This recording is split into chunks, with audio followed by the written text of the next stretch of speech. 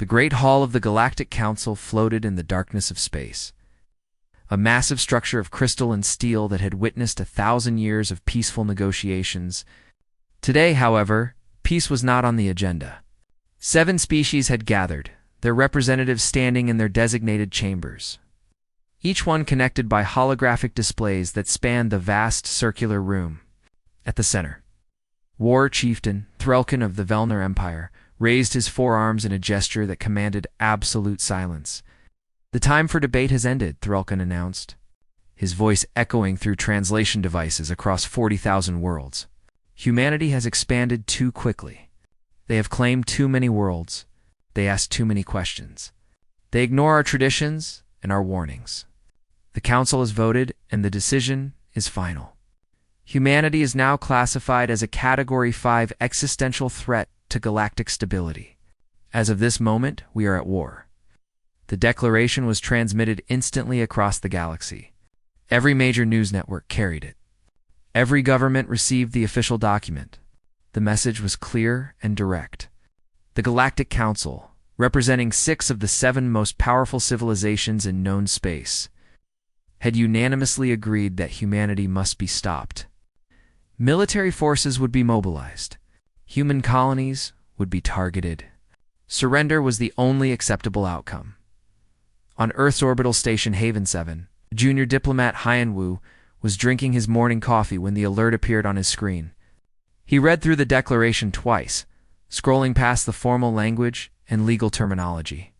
It was definitely a war declaration. That was unusual. He forwarded the message to his supervisor, Director Mina, and added a short note asking if she wanted him to prepare a response template. Then he returned to his actual work, which involved processing trade agreement renewals with 3 mining colonies near the Centauri sector. Director Ina received the message during her lunch break. She was eating noodles at her desk, reviewing budget reports for the next fiscal quarter.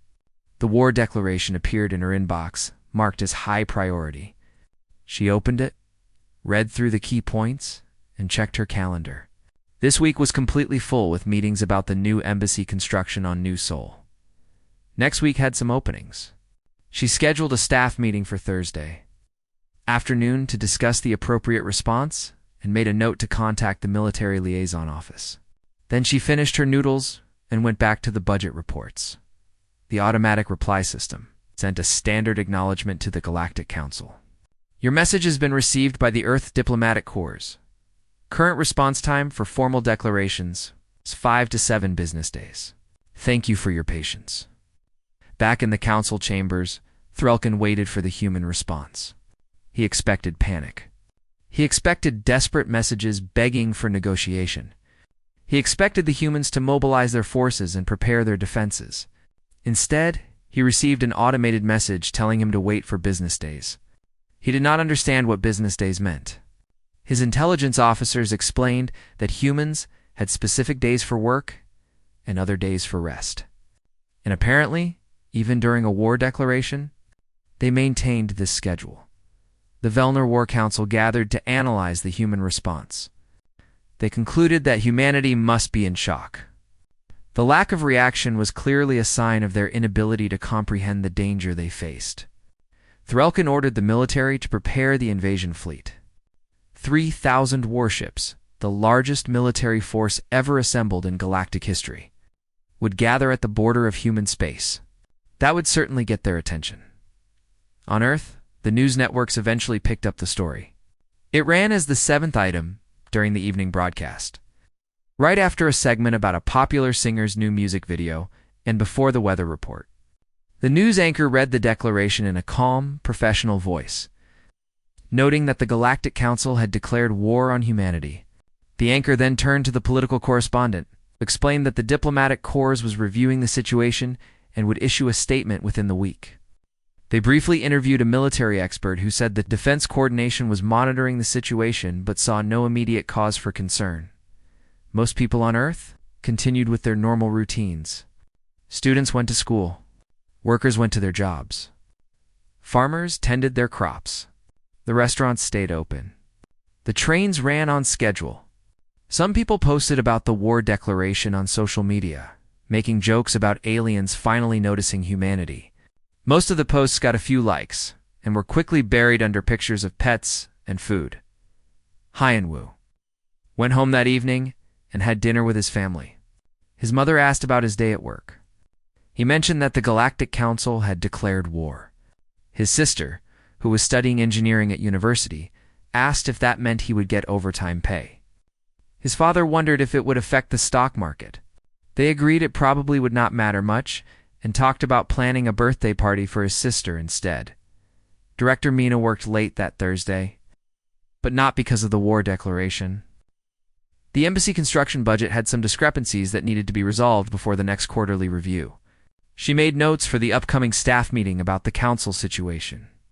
They would need to draft a formal response, probably something polite but firm. Maybe mention the proper channels for dispute resolution. She would ask the legal team to review interstellar law regarding unsanctioned military actions. It was all very standard procedure. Threlkin received reports from his intelligence network. The humans were not evacuating their border colonies. They were not reinforcing their defenses. They were not even talking about the war very much. Their military forces had not changed their alert status. Their government had not made any emergency declarations. It was as if they had not received the message at all, except for that automated reply, confirming they had.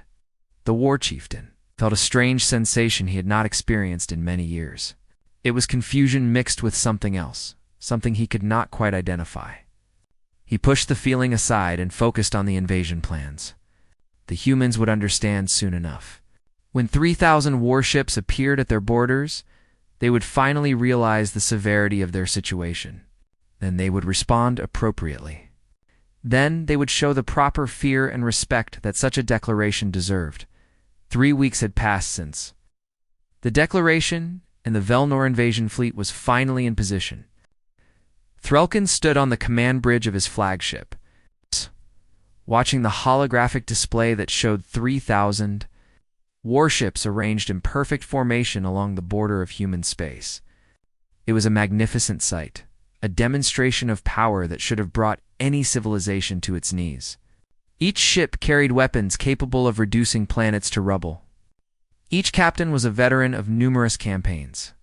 This was the pride of the Galactic Council, an unstoppable force. The Council sent another message to Earth, this one more direct and threatening. It included detailed invasion plans, target lists, and a final demand for immediate surrender. They expected humanity to respond with fear, with desperate pleas for mercy, with last-minute negotiations. They gave humans 48 hours to reply. On the colony world of New Jeju, Administrator Jiwon was dealing with a crisis. The weather control system had malfunctioned, and unexpected rain had damaged the northern crop sectors. Farmers were upset. Insurance claims needed to be filed. The repair crews were backed up with other maintenance requests. It was going to be a difficult week.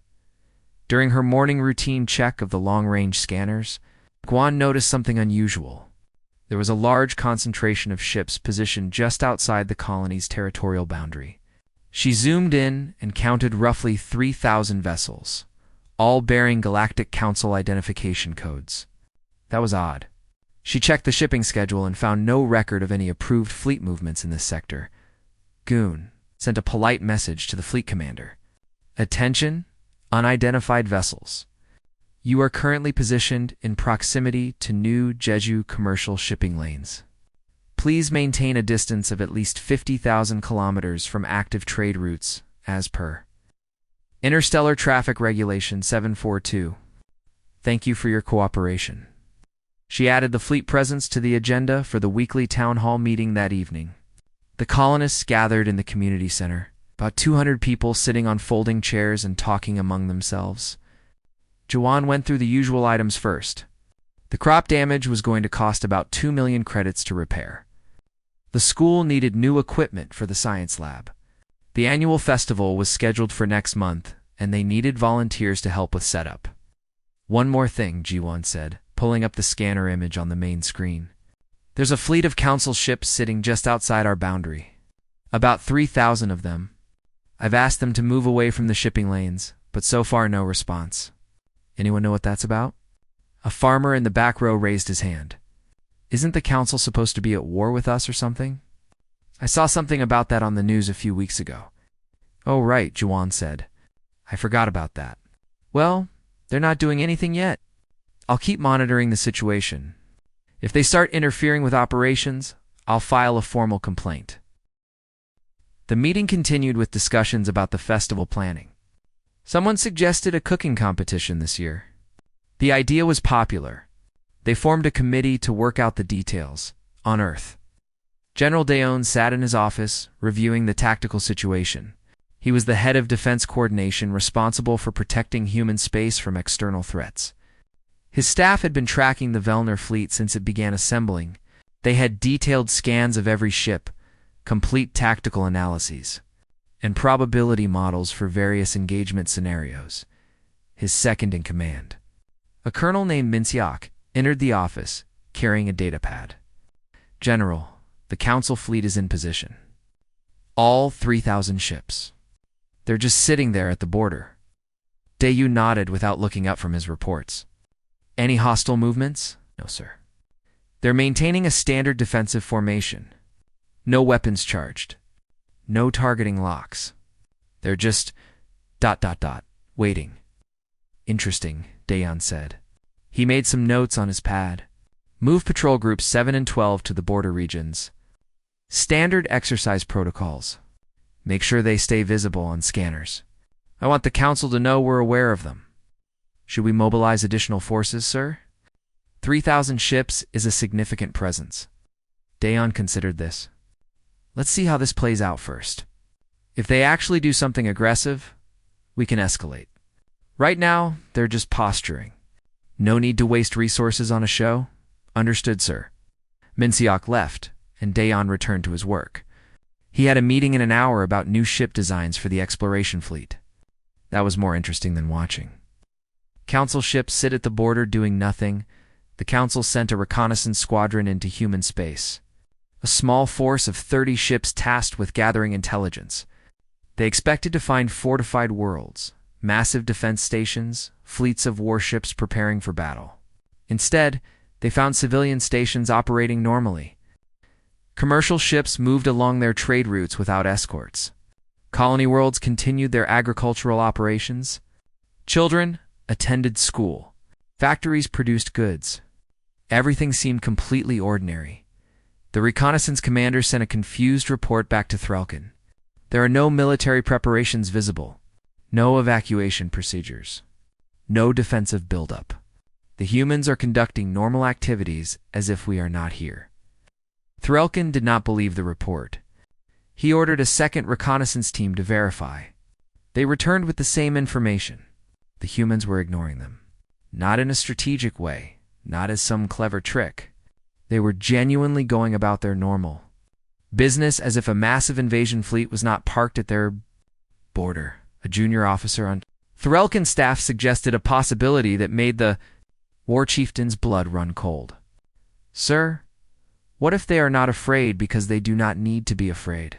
Threlkin dismissed the officer from the bridge. That was impossible. The Council fleet represented the combined military might of 6 advanced civilizations.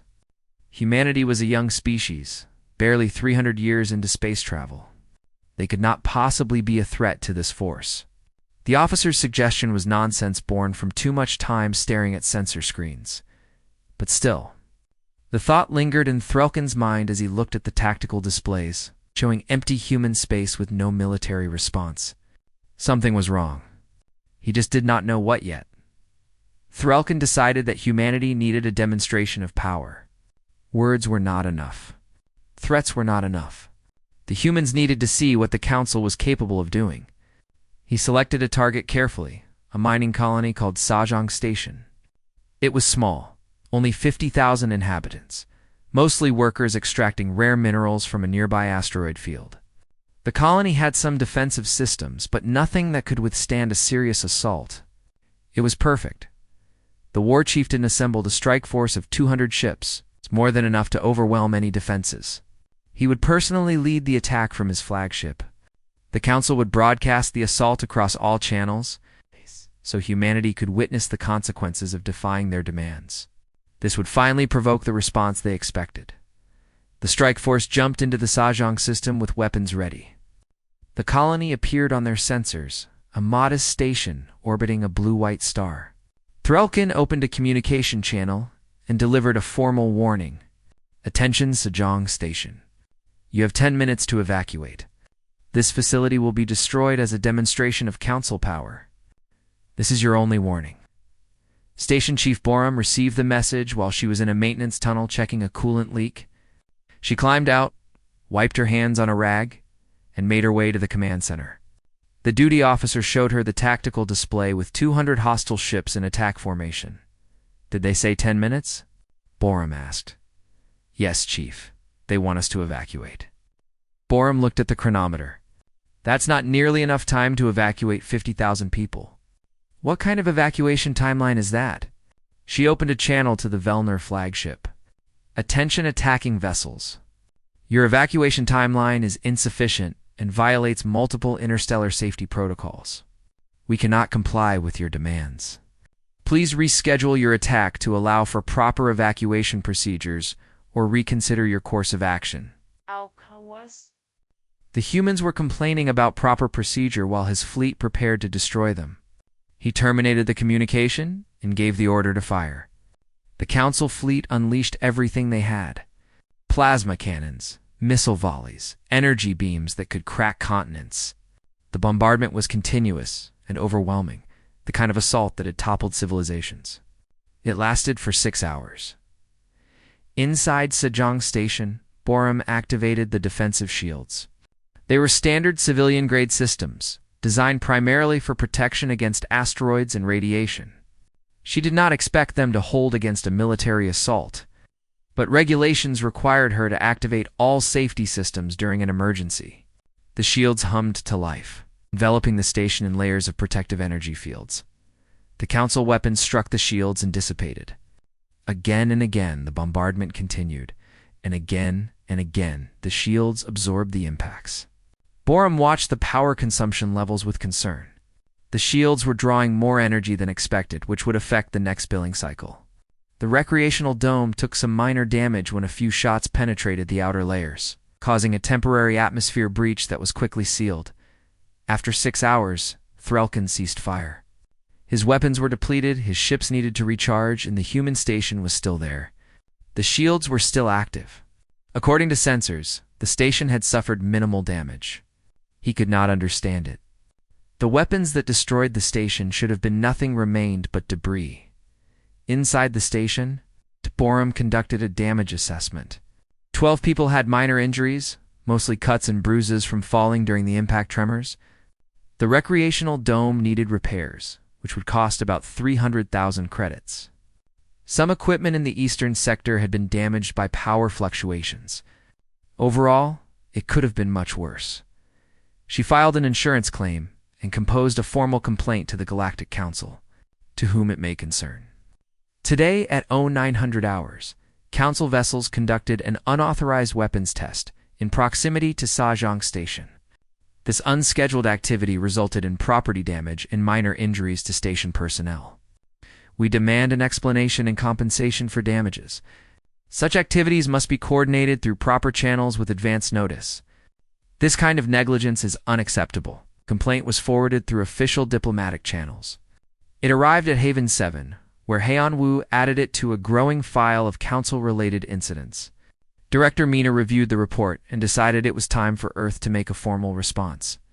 Mina traveled to the Council chambers via holographic projection. She appeared before the assembled representatives, a small figure standing in the vast circular room. Threlkin was there, along with the other Council leaders. They expected her to be angry, frightened, or desperate. Instead, she seemed mildly annoyed, like someone dealing with a persistent administrative problem. This is unacceptable, Mina said simply. Your forces have attacked a civilian installation without provocation. People were injured. Property was damaged. This violates numerous interstellar laws and treaties. We demand that you cease these activities immediately. We are willing to discuss your concerns through proper diplomatic channels, but this behavior must stop. She did not raise her voice. She did not make threats. She spoke the way someone might address a neighbor who kept parking in the wrong spot. Then she disconnected. Leaving the council in confused silence, Threlkin returned to his flagship and reviewed the battle data. His best weapons had barely scratched what humans considered a lightly defended civilian station. The shields that protected Sejong were labeled in the database as civilian grade, standard equipment for mining colonies. If this was standard, what did military grade look like? His intelligence officers brought him more disturbing information. They had intercepted human military communications, which were not even encrypted. Two generals were having a casual conversation about the Sejong incident. One asked the other, "Should we tell them about the defense grid?" The other replied, "Nah, let them figure it out." Threlkin felt that strange sensation again, stronger this time. He finally recognized what it was. Fear. For the first time in his long military career, he was afraid. Not of what the humans had done, but of what they had not needed to do. 4 months had passed since the war began, though calling it a war felt increasingly inaccurate. The Galactic Council had lost 847 ships in various encounters with human forces. Humanity had lost 0. Not 0 ships destroyed, but 0 ships committed to the conflict at all. Every engagement had been handled by local defense systems or patrol groups that happened to be nearby. Council Intelligence Director Valmera sat in her office, surrounded by data screens. Reviewing everything they knew about humanity, something was fundamentally wrong with their understanding of this species. She had spent weeks digging through historical records, intercepted communications, and cultural databases. What she found made her blood run cold. Humans had been at war with themselves for their entire recorded history. Not occasional conflicts over resources or territory, but constant, relentless warfare spanning thousands of years. They had developed weapons technology not as an afterthought, but as a primary focus of their civilization. They had fought wars that killed millions. Wars that lasted decades. Wars that consumed entire continents, Valmera found records of something humans called World War II. It had involved over 100 million combatants.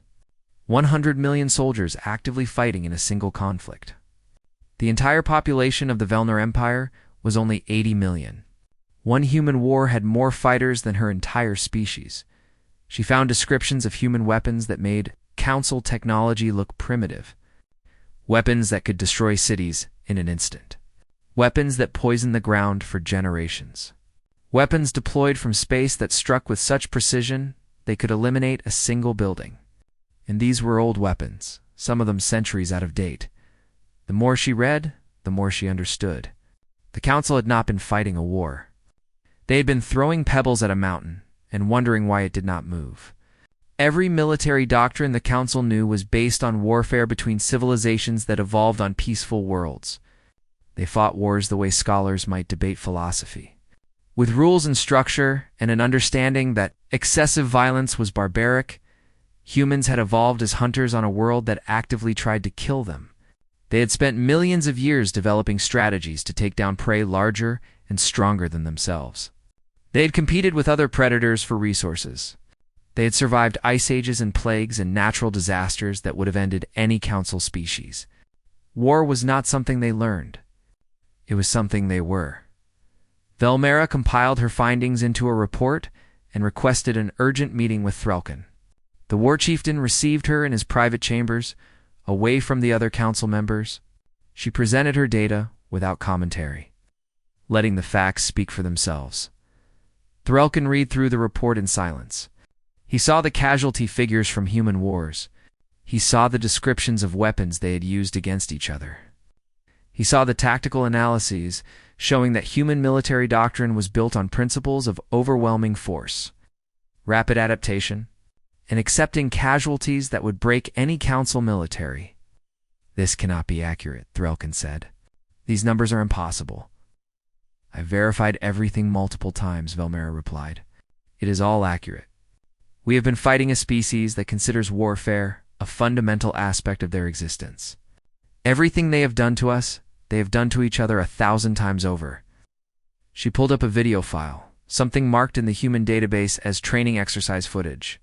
It showed a human military operation involving coordinated strikes from space and ground forces, complex electronic warfare, and tactical maneuvers that would represent a major campaign by Council standards. The operation lasted 40 minutes. The humans conducted it as practice. "Watch their efficiency," Velmara said.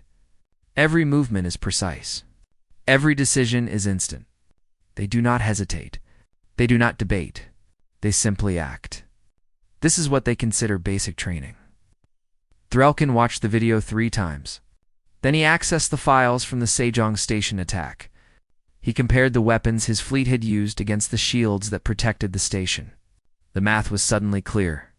The Council had brought their most powerful weapons. The humans had installed basic commercial shields. It was not even a contest. Captain Junho commanded a human destroyer called Soul's Pride. His crew of 200 had encountered 15 Council vessels over the past 4 months. Each engagement had lasted less than 10 minutes. They had disabled every enemy ship without destroying a single one. Following standard rules of engagement that prioritize preservation of life, A. Military journalist interviewed Junho for a documentary about the conflict. She asked him how his crew won so easily against Council forces. JUNHO seemed confused by the question. They broadcast their targeting solutions before firing. They maintain rigid formations that limit their mobility. Their tactics are predictable. It is like fighting someone who announces every move before they make it. I do not understand why they operate this way. Do you think they're inexperienced? The journalist asked. No, they have veteran crews. Their ships are well maintained. They follow their procedures perfectly. Those procedures are just not effective. It is like they are performing war rather than fighting it. Everything they do is formal and ceremonial. There is no adaptation, no improvisation. The journalist pressed further. What would happen if they changed their tactics? Junho thought about this. They would still lose, but it might take 15 minutes instead of 10. The interview was uploaded to the military database where Velmara found it during her research. She included it in her report. The human captain was not boasting. He was simply stating facts as he understood them. Young researcher Sumi had been following the conflict with academic interest. She taught xenocultural studies at Earth University and saw the war as a fascinating case of mutual misunderstanding. She published a paper analyzing the situation from both perspectives. The Council species had evolved on peaceful worlds, where resources were abundant and predators were rare. They developed civilization through cooperation and shared knowledge. When they encountered other species, they formed the Council as a natural extension of their cooperative nature. War was something they learned about from historical records. A tool used rarely and reluctantly. Humans evolved on a death world, where everything from the weather to the wildlife tried to kill them. They developed civilization through competition and conflict. Cooperation existed, but it was always balanced against the need to fight for survival. War was not a tool. It was a language they spoke fluently from birth. The Council's war declaration was the equivalent of a formal duel, structured conflict with rules and expectations. Humanity's non-response was not strategy. It was genuine confusion. To humans, the Council's attacks registered as minor incidents, barely worth mobilizing for. Sumi's paper concluded that both sides were talking past each other, unable to recognize the fundamental differences in how they perceived conflict. The Council saw war as the ultimate escalation. Humans saw it as Tuesday. The emergency meeting was scheduled with unusual haste. Director Mina received the request directly from Threlkin himself, bypassing all normal diplomatic channels. The war chieftain wanted to meet immediately. No delays, no preliminary negotiations. After 6 months of war, the Council was finally ready to talk. Mina decided to travel to the Council chambers in person this time. She brought General Daeyun and Ambassador Hyun-woo with her. They took a diplomatic shuttle and made the 3-day journey to the Council's headquarters station. During the trip, they reviewed the situation and prepared various response strategies, though Mina suspected they would not need most of them. The Council chambers were packed when they arrived. All 7 species had representatives present, along with military advisors and intelligence officers. Threlkin stood at the center, looking diminished somehow, as if the past months had physically worn him down. The other council members watched the human delegation with expressions ranging from fear to curiosity. Mina, Stayun, and Hyenwu took their positions in the designated human section. The room fell silent. Everyone waited for someone to speak first. Finally, Threlkin stepped forward. "We wish to discuss terms," he said simply. The formal bravado was gone from his voice. He sounded tired. Mina nodded. "We are listening. The Council acknowledges that our initial assessment of humanity was flawed. We underestimated your capabilities. We made assumptions based on incomplete information. We were wrong. This was extraordinary." The Council never admitted mistakes publicly. Threlkin was essentially surrendering before negotiations even began. "What terms are you proposing?" Mina asked. "That is what we do not know," Threlkin replied. "In every previous conflict, the Council has dictated terms to the defeated party. We have never been in this position before. We do not know what you want from us." Mina glanced at Daeyun and Hyenwu. They had discussed this possibility. She turned back to Threlkin and spoke clearly so everyone could hear. "We want the same things we wanted 6 months ago. Open trade agreements. Technology exchange programs. Peaceful coexistence. Normal diplomatic relations. Nothing has changed from our perspective." The council members looked at each other in confusion. One of them, a representative from the aquatic Melkor species, spoke up. "You do not want territory? Resources? Reparations? For what?" Mina asked. "You attacked our stations and damaged some property. We have already filed insurance claims for that. Beyond compensation for actual damages, we have no additional demands." "Another command our surrender," another council member said. "You could occupy our worlds. You have the power to do so." General Daeyun stepped forward for the first time. He had been quiet until now, simply observing. "Why would we do that?" "You declared war on us, not the other way around. We assumed you would eventually realize the situation and seek peace. That is what happened. The conflict is over." "But we attacked you," Threlkin said, and there was genuine confusion in his voice. "We killed people. We damaged your property. By all military doctrine, you should retaliate. You killed 12 people over 6 months, Daeon replied. His voice was matter-of-fact, without emotion. "All accidental casualties from infrastructure damage. You did not commit genocide. You did not target civilians intentionally. You fought a war according to your understanding of warfare. We responded proportionally. Where is the need for retaliation?" The council chamber was completely silent. No one seemed to know how to respond to this. Finally, Intelligence Director Valmara spoke. She had been sitting quietly in the back, but now she stood and addressed the humans directly. "We read your history," she said. "We know what you have done to each other. We know the casualties you have inflicted in your own wars.